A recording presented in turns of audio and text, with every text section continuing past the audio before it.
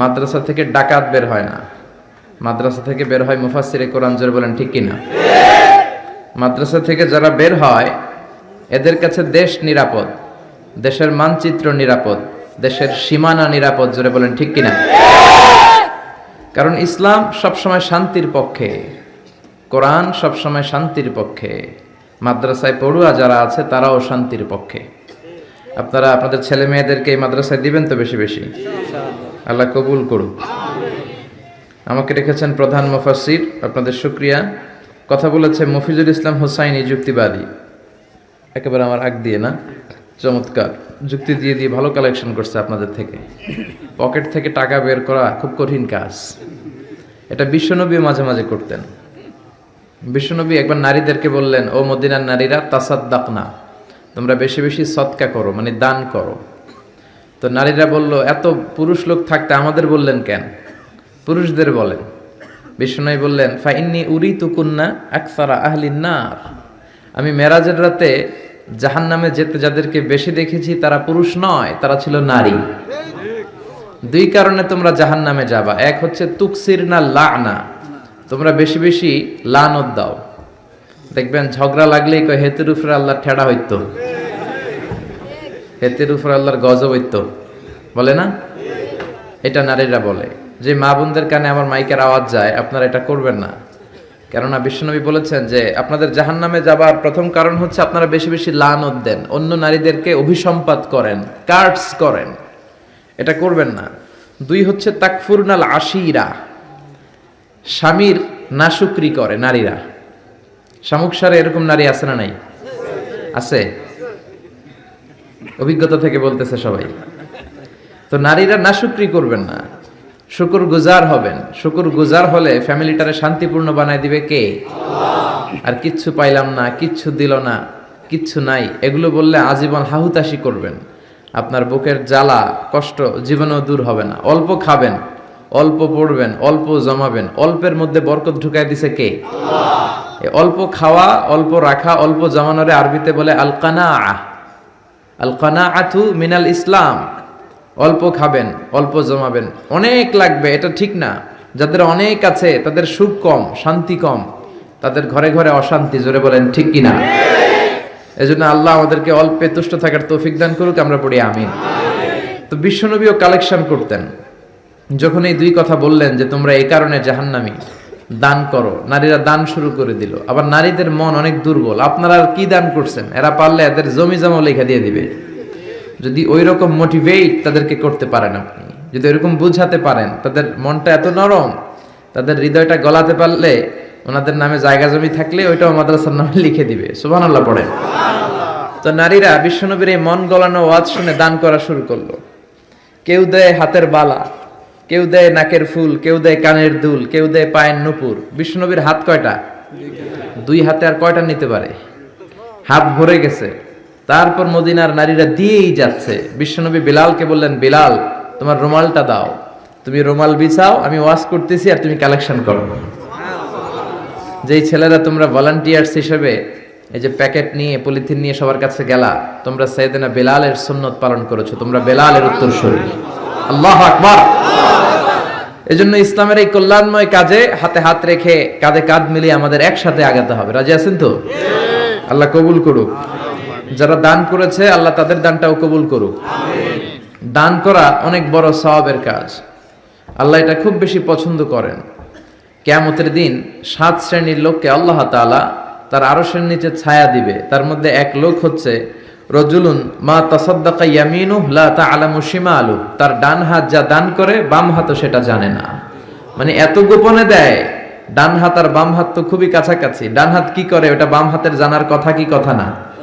কিন্তু সে এত গোপনে দান করে, ডান হাত কি দিল বাম হাতে জানে না, মানে গোপনে দেয়। সুবহানাল্লাহ। এজন্য গোপনে দানও অনেক সওয়াব। আপনি চেকলিস্ট করবেন যে এলাকার কারা কারা গরিব, এদের ঘরে যে আপনি যাকাত পৌঁছে দিবেন। যাকাতের জন্য অ্যানাউন্সমেন্ট করেন না, ওই অ্যানাউন্সে যাকাত নিতে এসে পদপৃষ্ট হয়ে এদেশে অনেক গরিব লোকেরা মারাও যায়। যারা মরল তাদের মার্ডার কেসের আসামি করে ওই যাকাত দানকারীকে কিয়ামতের দিন আল্লাহর কাঠগড়ায় দাঁড় করাবে কে? আল্লাহ। সেদিন আপনি মার্ডার কেসের আসামি হয়ে যাবেন। এজন্য দান করতে হবে নীরবে, নিভৃতে, গরিবের হাতে পৌঁছে দিতে হবে। ইসলাম বলে রাস্তার এক পাশে গাছতলা, আরেক পাশে পাঁচতলা, এটা ইসলাম নয়। সবার মাঝে অর্থনৈতিক তারল্য বিরাজ করবে, এরকম একটা সমাজ আল্লাহ আমাদেরকে দান করুক। যারা দান করেছে কিয়ামতের দিন তারা তাদের আমলনামা দেখে বলবে, আল্লাহ এত আমল তো আমি করি নাই, তোমার ফেরেশতারা ভুল করে আরেকজনের আমলনামা আমাকে দিয়ে দিছে। ফেরেশতারা কি ভুল করে? কথা বলেন। আল্লাহ বলবেন না, এটা তোমার আমলনামা। তুমি ওই যে দুনিয়াতে দান করেছো শামুকসার মাদ্রাসার জন্য, ওই দানটাকে আমি বড় করেছি। যারা গাভী পালেন 14 গ্রামে, গাভীর মালিক গাভী যদি বাচ্চা দেয় খুব খুশি হয়, বাছুরটারে খাইয়ে দাইয়ে পেলে পুষে এত বড় করে। আল্লাহ বলে, আমিও তোর দানটারে খাইয়ে দাইয়ে পেলে পুষে এত বড় উহুদ পাহাড়ের সমান করে তোর আমল নামায় উঠিয়ে দিয়েছি রে বান্দা। এজন্য দান করবেন বেশি বেশি। কথা বলেছেন মাওলানা হাবিবুর রহমান আল ফারিদি, খুব ভালো আলোচক। কথা বলেছেন আব্দুল কাদের সাহেব। আজকে প্রধান অতিথি জয়নাল আবদিন খোরশেদ, এই যে কথা আলোচনা করলেন না, ও আসতে পারে নাই। বিশেষ অতিথি জনাব কামাল উদ্দিন, সভাপতি হচ্ছেন আলহাজ মাস্টার দেলোয়ার হোসেন মজুমদার, উনি আপনি, মাশাআল্লাহ চমৎকার নাম। মাহফিল পরিচালনায় আলহাজ মাওলানা শাহজাহান কবির, আয়োজনে এলাকার যুব সমাজ। মহিলাদের জন্য আলাদা প্যান্ডেলের ব্যবস্থা কোন দিকে? আল্লাহ আমাদের বোনদেরকেও কবুল করুক। যারা এসেছেন, যারা টাকা দিয়ে, পয়সা দিয়ে, বুদ্ধি দিয়ে, পরামর্শ দিয়ে আজকের এই কোরআনের বাগানকে সফল করতে এসেছেন, কোরআনের কথা শুনতে এসেছেন, সবাইকে শুকরিয়া জানাই। আমি শারীরিকভাবে একটু অসুস্থ, এজন্য খুব বেশি সময় কথা বলবো না। কোনো ভূমিকা কথা ছাড়া সরাসরি আমরা কোরআনের আলোচনার দিকে যাব। তার আগে আমরা 3টা তাকবীর দিব। শামুকসার এলাকার লোক কারা কারা এসেছেন দেখি তো, একটু হাত তুলে দেখান। শামুকসারের অধিবাসী, হায় হায় সর্বনাশ, শামুকসারের তো লোক নাই। আচ্ছা, শামুকসারের বাইরে থেকে বাকি সবাই? আচ্ছা ঠিক আছে, ঠিক আছে, আল্লাহ কবুল করে নিক। আমি লিল্লাহি তাকবীর পড়লে আপনারা পড়বেন আল্লাহু আকবার, কষ্ট হবে না তো? আল্লাহর নামের তাকবীর দেন, এগুলো মিজানের পাল্লায় আল্লাহ অনেক ওজনওয়ালা করে দিবে। লিল্লাহি তাকবীর বললে দেহের সবটুকুন শক্তি গলার মাঝ বরাবর এনে আল্লাহু আকবার পড়া যাবে তো? কষ্ট হচ্ছে না তো? ঘুমে টুমে ধরে নাই তো? দেন তাকবীর দেন, লিল্লাহি তাকবীর, লিল্লাহি তাকবীর, লিল্লাহি তাকবীর। আল্লাহ তাকবীরগুলোকে তুমি কবুল করো। কথা শুনবো সূরাতুল মুলক থেকে। আমি আলোচনার শুরুতে সূরাতুল মুলকের একটা আয়াত তেলাওয়াত করেছি, এটা থেকে আমরা কথা শুনবো। অনেকের মুখস্থ আছে না নাই? অনেক দামি সূরা, জরুরি সূরা। আমি মুখস্থ করেছি কাবার প্রান্তরে উমরা করতে যেয়ে, এটা মুখস্থ করছি। তো আপনারাও সময় সুযোগে অবসর সময়টা কাজে লাগাবেন, মুখস্থ করে ফেলবেন সূরাগুলো। বিশ্বনবী সাল্লাল্লাহু আলাইহি ওয়াসাল্লাম নিজে সূরা মুখস্থ করে সাহাবাদের শোনাতেন, সাহাবারা মুখস্থ করে বিশ্বনবীকে শোনাতো। সাহাবাদের মধ্যে সবচেয়ে বড় কারি ছিল উবাই ইবনে কাব রাদিয়াল্লাহু আনহু। এজন্য বিশ্বনবী বলতেন, ইন্নাল্লাহা আমারানি আন আকরা আলাইকা ইয়া উবাই, ও উবাই, আল্লাহ আমাকে আদেশ করেছেন যাতে আমি তোমার কাছে যে কোরআন শোনাই। উবাই বললেন, আসাম্মানি ইয়া রাসূলুল্লাহ, সত্যি সত্যি কি আল্লাহ আমার নামটা ধরে বলেছেন? আল্লাহ কি আমার নাম ধরে বলেছেন যে আপনি এসে আমার কাছে কোরআন শোনাবেন? বিশ্বনবী বললেন, বালা তাবান, আল্লাহ তোমার নাম বলেছে উবাই। উবাই চিৎকার দিয়ে কেঁদে দিলেন। বিশ্বনবী উবাইয়ের কাছে কোরআন শোনাতেন, উবাই বিশ্বনবীকে কোরআন শোনাতো। এই কোরআন পড়া শোনানো, এই ট্র্যাডিশনটা আমরা ভুলতে বসেছি। ফজরের পরে দিনটা শুরু হবে কোরআন দিয়ে। কি দিয়ে? আরো জোরে বলেন, কি দিয়ে? কোরআন দিয়ে আমরা শুরু করব। বাবা ছেলেকে কোরআন শোনাবে, ছেলে বাবাকে কোরআন শোনাবে, মা মেয়েকে কোরআন শোনাবে, মেয়ে মাকে কোরআন শোনাবে, শাশুড়ি বৌমাকে শোনাবে, বৌমা শাশুড়িকে শোনাবে। ঘরটারে জান্নাতি বানিয়ে দিবে কে? শান্তি বলতে আপনি কি বুঝেন? What is the definition of piece? শান্তির সংজ্ঞা কি? শান্তির সংজ্ঞা হচ্ছে আপনি যখন মসজিদে যাবেন ছেলেটাও যাবে, এটাই শান্তি। আপনি আবার ঘরে আসলে দেখবেন বিবিও নামাজ পড়ে, মেয়েটাও মায়ের পাশে দাঁড়িয়ে দাঁড়িয়ে নামাজের অভিনয় করে। সুবহানাল্লাহ কইবেন না? আমার ছোট্ট মেয়ে এখনো নামাজের কিছু বোঝে না, কিন্তু ওই যে হেজাব টেজাব পরে আমাদেরকে নামাজ অ্যাক্টিং করে দেখায়, এটাই শান্তি। চিল্লায় বলেন ঠিক কিনা? এজন্য আল্লাহ তাআলা আমাদের ফ্যামিলির সব সদস্যগুলোরে নামাজি বানাক, মা বোনদেরকে পর্দাওয়ালি বানাক। তো সূরাতুল মুলক অনেক দামি সূরা, এটা মুখস্থ করবেন। এই মুখস্থ করার ট্র্যাডিশন আমাদেরকে চালু করতে হবে। সূরাতুল মুলকের ব্যাপারে অনেক ফজিলতপূর্ণ কথা বিশ্বনবী বলেছেন। বিশ্বনবী বলেছেন, ইন্না হাযিহি সূরা মানিআতুন মিন আযাবিল কবর, নিশ্চয়ই এই সূরাটা মানুষকে কবরের আযাব থেকে বাঁচায়। সুবহানাল্লাহ, বাড়িতে যাই বলেন, চিল্লায় পড়েন আল্লাহু আকবার। বিশ্বনবী বললেন, ইন্না ফিল কুরআনি লাসূরা, কোরআনের মধ্যে একটা সূরা আছে মানিআতুন মিন আযাবিল কবর, এই সূরা যে তেলাওয়াত করবে তাকে কবরের আযাব থেকে বাঁচাবে কে? আল্লাহ। কবরে যাওয়া লাগবে কি লাগবে না? কাদের লাগবে না? হাত তোলেন। তারপরে হাত তোলে, এরকম আছে না নেই? যাওয়া লাগবে। দাদা চলে গেল, বাবা চলে গেল, আমাকেও চলে যেতে হবে। আমার ছোট্ট ছোট্ট ছেলে মেয়েগুলো চলে যাবে। আমার বিবির পেটে ছোট্ট সন্তান দুনিয়াতে আসে নাই, ওইটা দুনিয়ায় আসবে। তারপরে যতদিন হায়াত পাওয়ার পাবে তারপরে যাবে, ঠিক কিনা? একদিন মাটির ভেতরে হবে ঘর রে মন আমার, কেন বাঁধো দালান ঘর রে মন আমার, কেন বাঁধো দালান ঘর, ঠিক কিনা? চলে যেতে হবে, থাকতে আসি নাই, সবাইকে যেতে হবে। কিন্তু আমাদের লাইফস্টাইল যদি আমরা খেয়াল করি, আমাদের মনে হয় কেউ আমরা যাব না, আজীবন থাকতে আসছি। কয় বাড়ি আমার, গাড়ি আমার, সব আমার, আমি খামু সব আমি, পেট এতটুকু, হ্যাঁ সব খাইব। কয় আমার সব আমার, বাড়ি আমার, গাড়ি আমার, এলাকা আমার, আমার দাপট, আমার কথা চলবে আর কারো কথা নাই, এরকম কিছু ডাকাত আছে না নাই?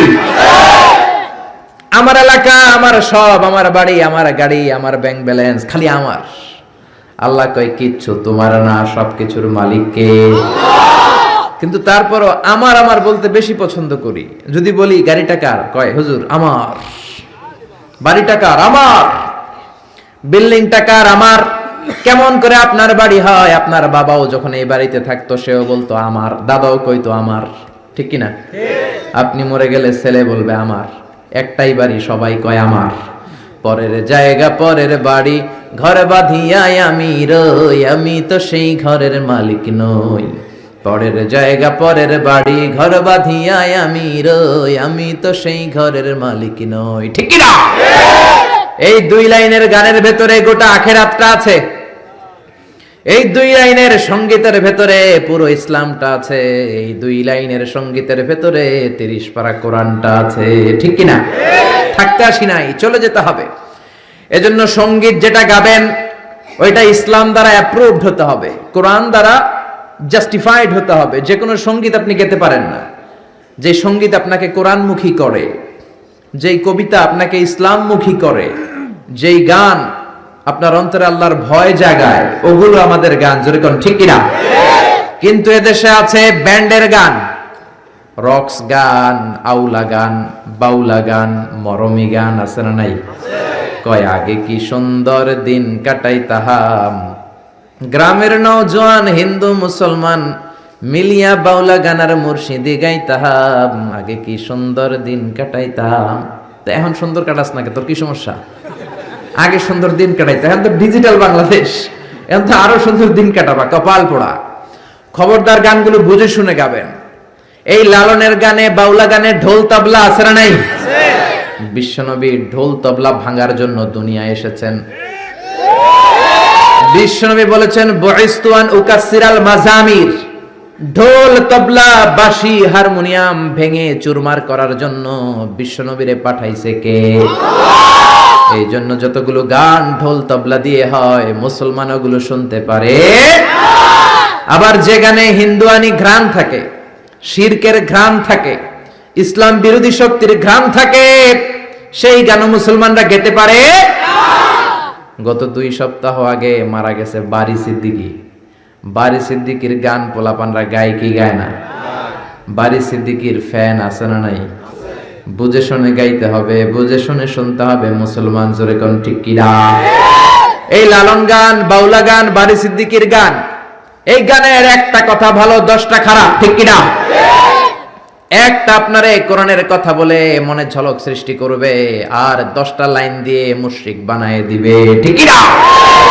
এজন্য খবরদার এগুলো শোনা যাবে না, এগুলো গাওয়া যাবে না। এগুলো হলো দ্বীন এলাহির new version. Akbar the great বলে সবাই, আসলে বেয়াদব ছিল এই লোকটা আকবর। 4টা ধর্ম মিলে নতুন এক ধর্ম বানাইছে, ইসলাম, শিখ, জৈন। এগুলো নিয়ে সে বানাইছে ইসলাম, হিন্দু, শিখ, জৈন, এই 4টা ধর্ম নিয়ে নতুন একটা ধর্ম সে বানাইছে, দ্বীন এলাহি। কে তোকে পারমিশন দিয়েছে ধর্ম বানানোর? জোরে কোন ঠিক কিনা? এজন্য অন্যান্য কালচার যদি মিক্স থাকে, হিন্দুয়ানি যদি গন্ধ থাকে, শিরকের যদি কোনো অংশ থাকে, ওই গানগুলো মুসলমানরা গেতে পারবে না। বারি সিদ্দিকের গানও শোনা যাবে। কয় আমি একটা জিন্দা লাশ, কাটিস না রে জংলারে বাস, আমার লইগা 3.5 হাত কবর খুঁড়িস নাই, আমি পীড়িতের নলে পোড়া, মরার পরে আমায় পুরিস না।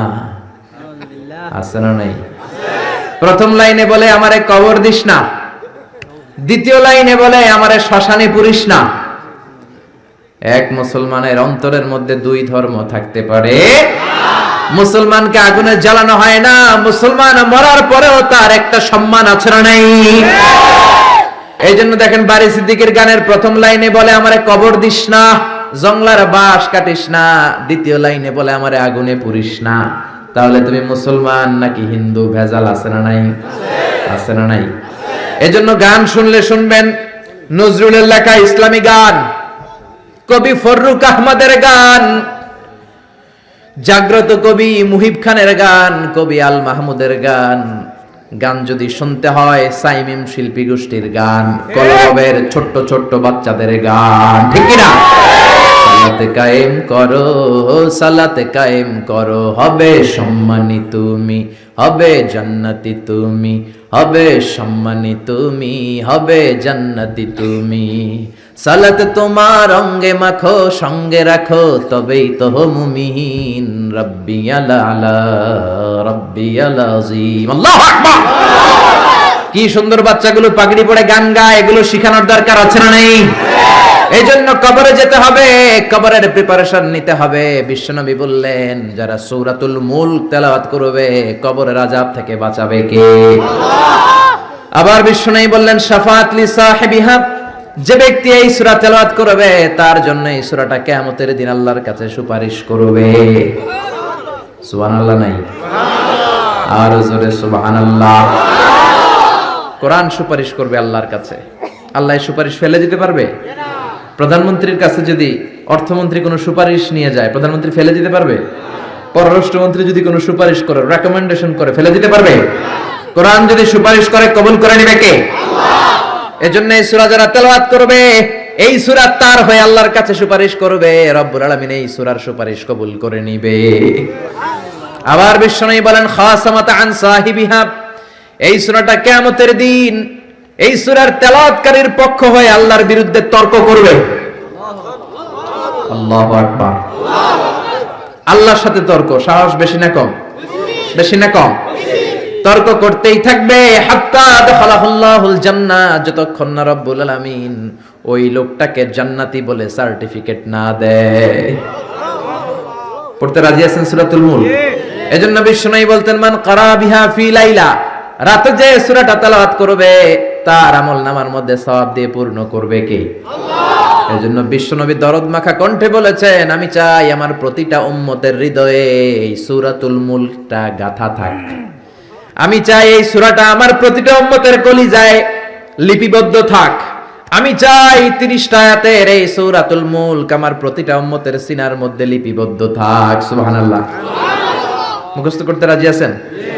সবাই করবেন? যারা ইনশাআল্লাহ বলেন নাই তারা তো আর করবেন না? না করবেন? করবেন? সবাই করবেন? মাত্র 30টা আয়াত। কয় আয়াত? এক মাসে কয় দিন? আপনাদের সামুৎসারে এক মাস কয় দিনে হয়? এদিকেও 30 দিনে। তাহলে প্রতিদিন যদি একটা করে আয়াত আপনি মুখস্থ করেন, আপনার সূরাটা মুখস্থ করতে লাগবে কয় দিন? জোরে বলেন। এটা আপনাদের বাড়ির কাজ, সামুকসারবাসীদের জন্য বাড়ির কাজ, হোমওয়ার্ক। কোরআন পড়া হয় না। আগামী এক মাসে এই সামুকসারের প্রত্যেকের হৃদয়ের ভিতরে এই সূরাতুল মুলক থাকার দরকার আছে না নাই? রাজি আছেন? রাজি আছেন? চিৎকার করে পড়েন ইনশাআল্লাহ। এই সূরাটার মধ্যে নাস্তিকদের জন্য কিছু ডোজ আছে, ডোজ। নাস্তিকদের জন্য কিছু ডোজ দিয়েছে কে? মেডিসিন দিয়েছে কে? আমরা আল্লাহরে বিশ্বাস করি, আমরা আস্তিক। যারা করে না তারা কি? আমরা আস্তিক হতে চাই না নাস্তিক? নাস্তিকরা বলে আমরা স্রষ্টা মানি না, কারণ স্রষ্টা দেখি না। কিন্তু ওরা বাতাসও দেখে না, কিন্তু বাতাস মানে কি মানে না। কারো মাথায় যদি ব্যথা হয় দেখে না, কিন্তু মানে কি মানে না। Bad headache, someone feel bad headache in his head. So why do you believe on that? কেন মাথা ব্যথা মানো? Do you see the air in the atmosphere? বাতাসে যে বায়ুমণ্ডলে যে বাতাস, এটাকে আমরা দেখতে পাই। তো নাস্তিক ভাইরা, তোমরা বাতাসে বিশ্বাস করো কেন? কপাল পোড়া। ওরা নিজেরাই নিজেদেরকে দেখে না, আল্লাহর দেখবে কেমন করে? আপনি কি আপনার চোখ দেখেন আয়নার সাহায্য ছাড়া? কথা বলেন। পিঠ দেখেন আয়নার সাহায্য ছাড়া? আরে আয়না থাকলেও তো পিঠ দেখতে গেলে ঘাড় ভেঙে যাবে। কথা বলেন। এই জন্য নাস্তিকদের জন্য ডোজ দেয়া হয়েছে। নাস্তিকরা বলে আনসিন ইজ নাথিং, যেটা দেখি না মানি না। আল্লাহ বলে আমার সৃষ্টির দিকে তাকা, আমার সাগরের দিকে তাকা, আমার ঝর্ণার দিকে তাকা। আমার সৃষ্টি নৈপুণ্যের ভিতরে আমি আল্লাহ আছি না নাই? ঝর্ণা ঝর্ণা ঝর্ণা রে, বলনা বলনা বলনা রে, কার বিরহে পাগল পাড়া তুই। কার মিলনে ফুল ফসলে ভরা রে তোর দুকুল ভুই। কার মিলনে ফুল ফসলে ভরা রে তোর দুকুল ভুই। ঝর্ণা ঝর্ণা ঝর্ণা রে, বলনা বলনা বলনা রে, কার বিরহে পাগল পাড়া তুই। আল্লাহু আকবার। সিলেটের মাধবকুণ্ডে যান, আমি মাহফিল করতে গেলে এটা ঘুরে দেখে আসি। 250 ফিট উপর থেকে জলপ্রপাত, দিন নাই রাত নাই, ঝড়ো ঝড়ো কলো কলো টানে ঝর্ণা ঝরে। এই ঝর্ণার তৈরিকারী কে? সাগরের প্রচন্ড উত্তাল ঢেউ। কক্সবাজারে যাবেন, 155 kilometre, the longest sea beach ever in the world. পৃথিবীর সবচাইতে বড় সমুদ্র সৈকত বাংলাদেশে দিয়েছে কে? আলহামদুলিল্লাহ কইবেন না? আমরা যদি আমাদের ট্যুরিজম সেক্টরকে একটু স্ট্রং করতে পারতাম, আমাদের সিকিউরিটি যদি ভালো থাকতো, আমাদের নৈতিকতা যদি ভালো থাকতো, গোটা বিশ্বে র্যাঙ্কিং এ ট্যুরিজমে 1 নম্বরে চলে যেত আমার বাংলাদেশ। যেরকম ঠিক কিনা? কিন্তু নেতা খাতারা কিচ্ছু করে না, দেশকে আগাতে চায় না, আগায় নেয় নিজের পেট। পেট শুধু আগায়, দরজা খোলার জন্য ধাক্কা দেয়া লাগে না, পেটের ধাক্কায় দরজা খুললা যায়। সবাই আবার এক পাল্লায় মাইপেন না। আপনাদের রেলমন্ত্রী অনেক ভালো মানুষ, এই যে এখনো তো মাহফিল করতে দিচ্ছে উনি, অনেক জায়গায় আমাদের মাহফিল বন্ধ করে, উনি তো অনুমতি দিয়েছে, ঠিক কিনা? ঠিক কিনা? এই জন্য যারা কোরআনের পক্ষে তাদের জন্য আমাদের দোয়া আছে না নাই? আর যারা বিপক্ষে তাদের জন্য বাঁশ আছে না নাই? কি দিবেন? দিবেন? আমাদের তো কিছু নাই দেয়ার, কি দিব? বাঁশ দিয়ে দিবে, এতটুকু কেটে কেটে হাতে দিয়ে দিবে, ঠিক কিনা? ঠিক কিনা? ঠিক কিনা? এজন্য কবরে আমাদেরকে যেতে হবে, স্রষ্টায় আমাদেরকে বিশ্বাস করতে হবে। যারা আল্লাহরে বিশ্বাস করে না তারা হলো নাস্তিক। জোরে বলেন ঠিক কিনা? এই ট্যুরিজম যদি আমরা আগায় নিতে পারতাম, আমাদের রাজস্ব আয়ের লায়ন পার্ট, সিংহভাগ আমাদের পর্যটন শিল্প থেকেই আসতো। চিল্লা এখন ঠিক কিনা? এজন্য আল্লাহ বলে সাগরের দিকে তাকা, কক্সবাজারের দিকে তাকা, বঙ্গোপসাগরের দিকে তাকা। সাগরের দিকে তাকালে বুঝতে পারবি সাগরের একজন মালিক আছে রাড়াই। কুফা নগরীতে এক নাস্তিক ছিল, উল্লুক্কা পাঠা। কয় আমি মানি না, কাউরে মানি না, কাউরে মানি না, আমি স্রষ্টা মানি না। কেন মানো না? কয় দেখি না, মানি না। কুফার লোকেরা বললো আমাদের একজন ইমাম আছে, নাম নু'মান। কি নাম? নু'মান ইবনে সাবিত। উনি যদি তোমার সাথে তর্ক করে, উনি তোমারে মানায় দিতে পারবে। সুবহানাল্লাহ। সে কয় পৃথিবীর কেউ আমারে বুঝাতে পারবে না, আমি মানি না। ঠিক আছে, তর্ক হবে। ডেট দেয়া হলো জুমাবার। জুমার নামাজের পরে নাস্তিক আসবে আল্লাহর বিপক্ষে, সাইয়েদনা ইমাম আবু হানিফা আসবে আল্লাহর পক্ষে। তর্ক হবে জুমার নামাজের পর। এরকম হাজার হাজার মানুষ। নাস্তিক এসেছে, আসে নাই ইমাম আবু হানিফা, 2 ঘন্টা লেট করে আসছে। নাস্তিক তো রেগে মেগে আগুন, কিরে এই লোকের যার সময়ের জ্ঞান নাই তার সাথে কিসের তর্ক? জামিয়া, সময়ের কোনো জ্ঞান নাই, আমি তর্কে বসবো না। সাইয়েদনা ইমাম আবু হানিফা বললেন আমার ওজোর আপত্তি আছে। আমি যখন ঘর থেকে বের হই, আমার বাড়ির সামনে আছে বিশাল নদী, নদী পার হয়ে আসতে হয়। আজকে নদীর সামনে এসে দেখি কোনো নৌকা নাই, গাছ নাই, লোক নাই, মানুষ নাই, কিচ্ছু নাই, ধুধু প্রান্তর। নৌকা নদীর সামনে যেয়ে দেখি নদীর একেবারে এক পাশে বিশাল একটা বড় ধরনের গাছ। হঠাৎ দেখলাম গাছটা এমনি এমনি দুই ভাগ হয়ে গেল। হঠাৎ দেখি এমনি এমনি গাছের ভেতর থেকে কাঠ বেরোলো, তক্তা বেরোলো। হঠাৎ দেখলাম এমনি এমনি তক্তা দুইটা জোড়া লেগে নৌকা হয়ে গেল। মাঝি নাই, লগি নাই, বৈঠা নাই, মাঝি ছাড়া নৌকার মধ্যে বসলাম। মাঝি ছাড়া নৌকা আমাকে নদীর এপার থেকে টান দিয়ে ওপার নিয়ে গেল। এই প্রসিডিউরটা হতে আমার 2 ঘন্টা সময় লাগছে। 2 ঘন্টা লাগছে, এই জন্য দেরি হয়েছে। নাস্তিক কয় তোদের ইমাম ডাইল খাইছে, ডাইল কি খায় আসছে জিজ্ঞেস কর, মাথা ঠিক নাই। এমনি এমনি গাছ কাটে নাকি? এমনি এমনি তক্তা জোড়া লাগে নাকি? করাত ছাড়া গাছ কাটা যায় নাকি? মিস্ত্রি ছাড়া নৌকা হয় নাকি? মাঝি ছাড়া নৌকা চলে নাকি? এমনি এমনি কিচ্ছু হয় নাকি?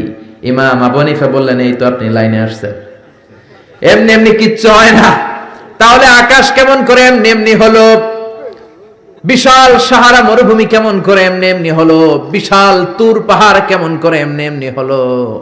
বায়ুমণ্ডল, নবমণ্ডল, ভূমণ্ডল, মহাবিশ্বয়ে বসুন্ধরা কেমন করে এমনি এমনি হলো? সুবহানাল্লাহ। নাস্তিক ভেজালে ঝামেলার মধ্যে পড়ে গেছে। হায় হায়, এরকম করে তো ভেবে দেখি নাই। আসলেই তো তার চিন্তার জগতে আন্দোলন শুরু হয়েছে। তার ঘুমন্ত বিবেককে তিনি জাগিয়ে দিয়েছেন। ইমাম আবু হানিফার কথা শুনে নাস্তিকের মুখ দিয়ে কোনো কথা নাই, মনে মনে কয় আসলেই তো আমি একটা উল্লুকা পাঠা। সাইয়েদনা ইমাম আবু হানিফাকে বললেন, আমাকে মাফ করে দেন, কোনদিন এমন করে ভাবি নাই। আসলেই তো এমনি এমনি আকাশ হয় না, এমনি এমনি বাতাস হয় না, এগুলোর একজন স্রষ্টা থাকার দরকার আছে না নাই? নাস্তিক বলে, ও নোমান ইবনে সাবিত, আর দেরি করার দরকার নাই, আমাকে আপনি পড়িয়ে দেন লা ইলাহা ইল্লাল্লাহু মুহাম্মাদুর রাসূলুল্লাহ সাল্লাল্লাহু। কালিমা পড়ে মুসলমান হয়েছে। এজন্য ওয়াজাদিলহুম বিল্লাতি হিয়া আহসান। আপনি হিকমতের সাথে, প্রজ্ঞার সাথে, বুদ্ধিমত্তার সাথে, ইন্টেলেকচুয়াল পাওয়ার খাটিয়ে নাস্তিকদের সাথে তর্ক করবেন, তাহলে ওদেরকেও হেদায়েতের রাস্তায় তুলে দিতে পারে কে? এই নাস্তিকদের জন্য কিছু ডোজ, কিছু মেডিসিন আল্লাহ সূরাতুল মুলকে দিয়েছে। যদি শেষ পর্যন্ত এরকম নীরব হয়ে আপনারা বসে থাকেন, আমরা একসাথে শুনবো। পড়েন ইনশাআল্লাহ, আর জোরে ইনশাআল্লাহ। সূরাতুল মুলক মাক্কি সূরা, আয়াত মাত্র 30টা, 29তম পারার প্রথম সূরা, রুকু আছে 2টা। কয়টা? 2টা।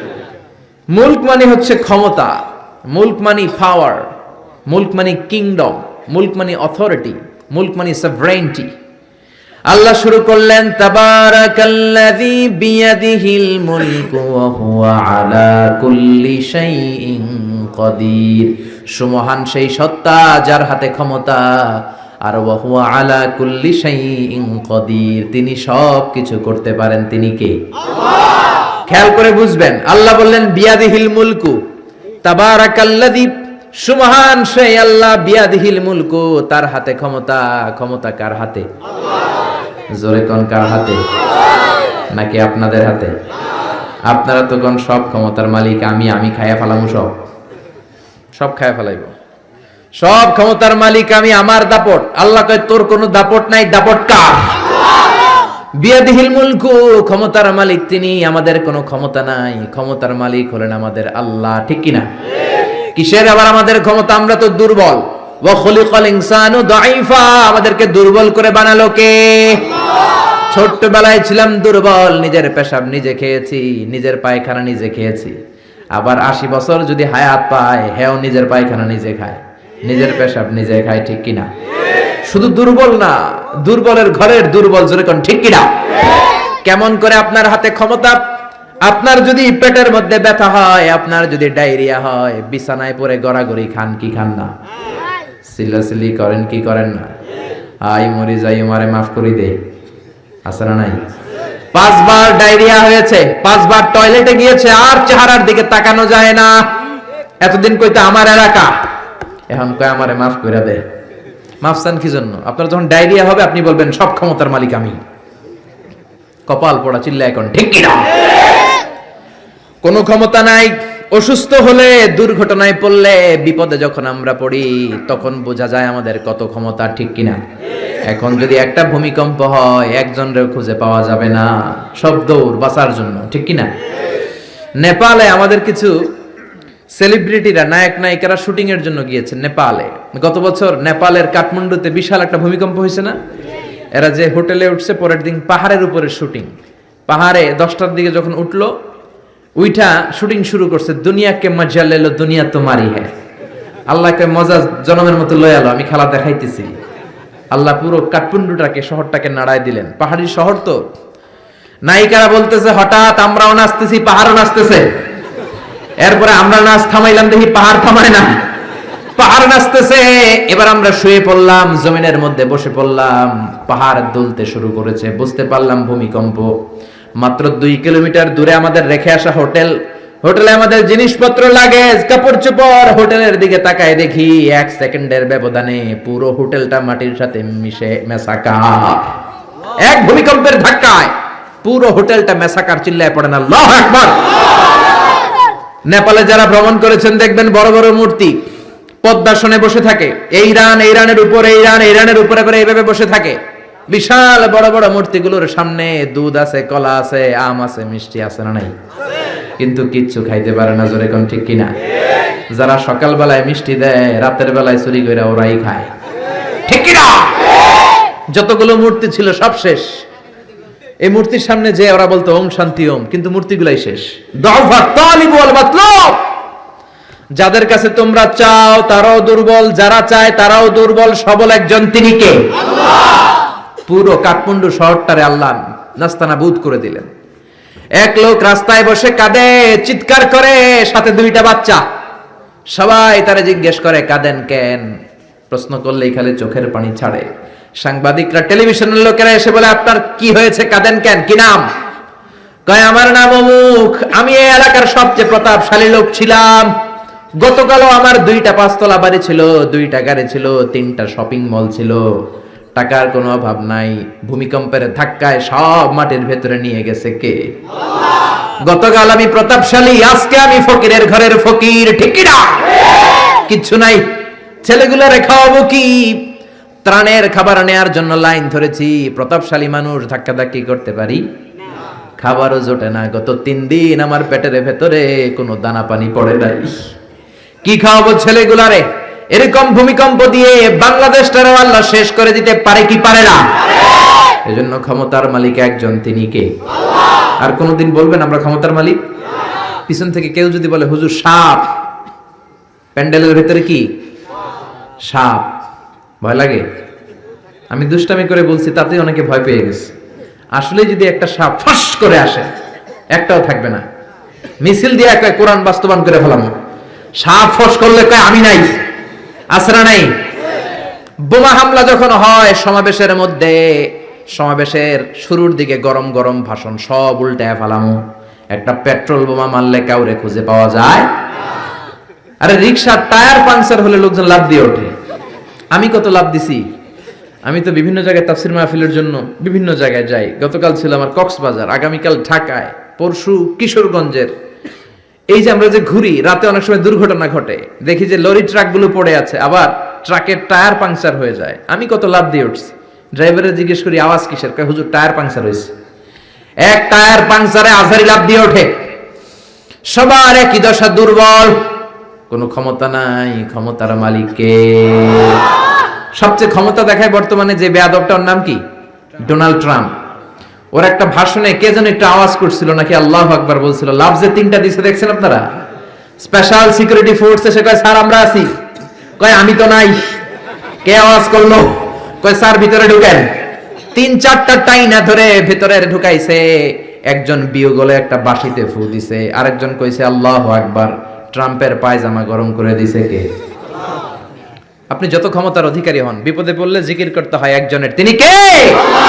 এজন্য আল্লাহ বললেন তাবারাকাল্লাযী বিয়াদিহিল মুলকু ওয়া হুয়া আলা কুল্লি শাইইন কাদির। সুমহান সেই সত্তা যার হাতে ক্ষমতা।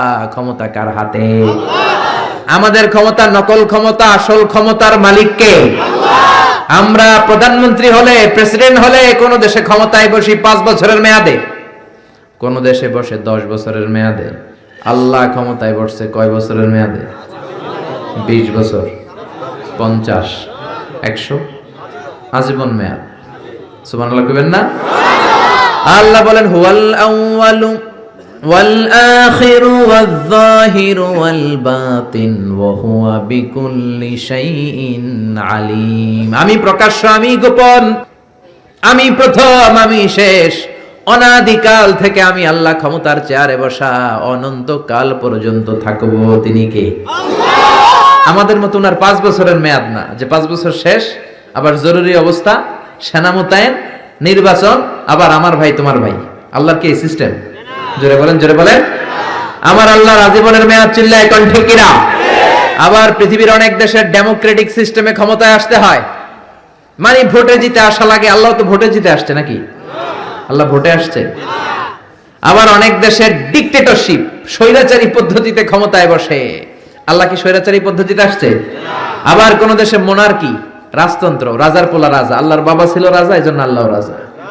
এজন্য আল্লাহ বলে খবরদার, কুল হুয়াল্লাহু আহাদু আল্লাহুস সামাদু লাম ইয়ালিদ ওয়া লাম ইউলাদ ওয়া লাম ইয়াকুল লাহু কুফুয়ান আহাদ। আমি জন্ম দেই নাই, কারো কাছ থেকে জন্ম নেই নাই, চিরকাল আমি ক্ষমতার চেয়ারে বসা। ঠিক কি না?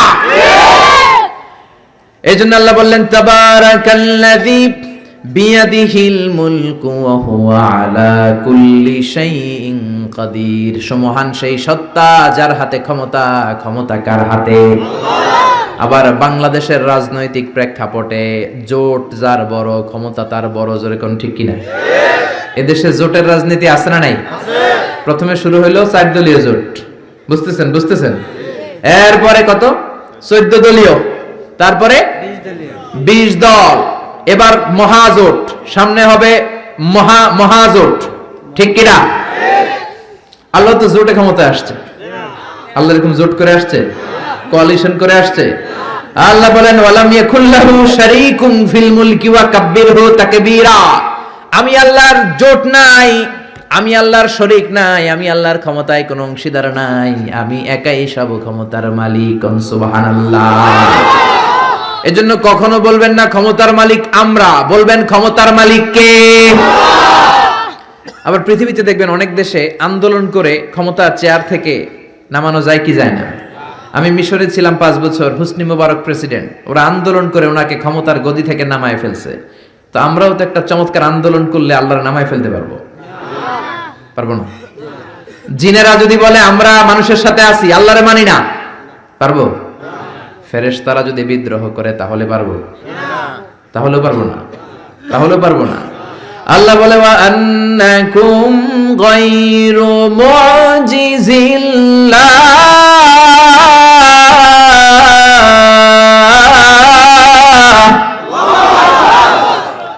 আন্নাকুম গায়রু মুজিজিল্লাহ। সব জিনেরা, সব ফেরেশতারা সবাই মিলে যদি বিদ্রোহ করে, আমার ক্ষমতার এক আনাও তোরা কমাতে পারবি না। এজন্য আল্লাহ বললেন তাবারাকাল্লাযী বিয়াদিহিল মুলকু ওয়া হুয়া আলা কুল্লি শাইইন কাদির। সুমহান সেই সত্তা যার হাতে ক্ষমতা। ক্ষমতা কার হাতে? আল্লাহ। আবার দেখবেন অনেক দেশে রাজার বয়স 80, অনেক দেশে রাজা আছে, রাজা সুলতান 80-90, থুরথুরে বুড়া, লাঠি নিয়ে হাঁটে, কয় আমি আর হাইতাম ন, অবসরে যাইও, সেলফ রিটায়ারমেন্টে যাব, অবসরে যাব, স্বেচ্ছায় অবসরে গেলাম। এরকম নজির আছে না নাই?